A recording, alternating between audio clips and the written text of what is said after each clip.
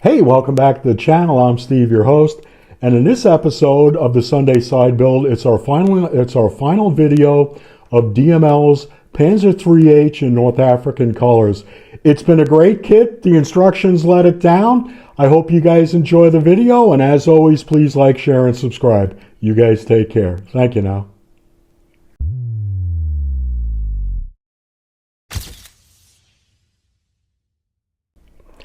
All right, like I said in the intro, we have our Sunday side build, Dragon's DML, Panzer III H. I've had this kit in the stash for a very long time. Must be 20 years now, but I built it up because I really like the look of the short barrel 50mm gun. I was a bit hesitant because when I cracked open the box, there was a lot of parts in there. There was a ton of photo etch, and I think that put me off. But I got around to doing it, and I'm really pleased with the results. This kit is straight out of the box, with the exception of the TriStar figure, the Tank Commander. I think that set is out of production now, but you may be able to get it under the Hobby Boss line. So, just to go over some of the basics, it's a good fitting kit. It came with individual track links. It was the Magic Track. They weren't clickable, and that was a bit of a problem for me. So I had to do it the old-fashioned way, just glue individual links. And I made a video about that. But I got around that. I worked that out. But the fit was excellent throughout. There's a lot of nice detail that comes with this kit. You get detail on these interior hatches. There's a lot of detail in the interior, which I didn't bother with. I've got the hatches open. I'm going to probably put some crew figures in there at some point, but for the moment, I'm going to call this done.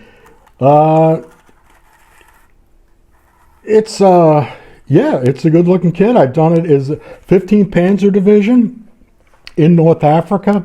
You can see that it's got the desert tan on it.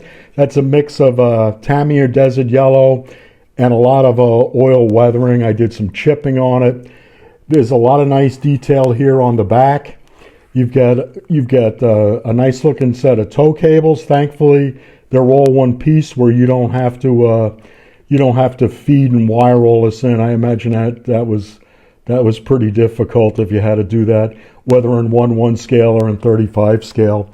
The thing I really like about this, I've always seen pictures of the Panzer III with the road wheels up front. So this is all in the kit. This is extra track links, and I've got the extra road wheels, and I really like the look of that. I could probably sandbag it. I could probably do some more, but I think I'm just going to put this up on the shelf and call it a win.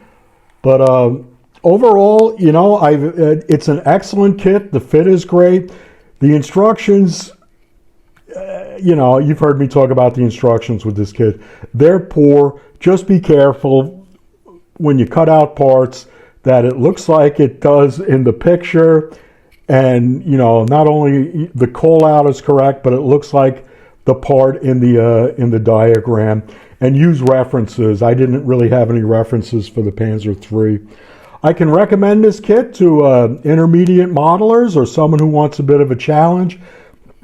Dragon, I guess, now has changed or is going to go change their business model with it. I have a feeling they're getting out of the plastic business and moving into the 3D mold, 3D printing things, where they'll sell, I think it's an STL file you'll get sold at some point.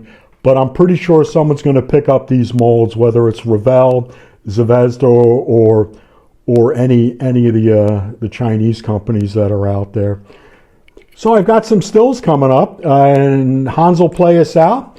Thanks for staying with us on this Sunday side build. It's been a pleasure having you guys along. Hope you guys enjoy the day. All right then, Steve out.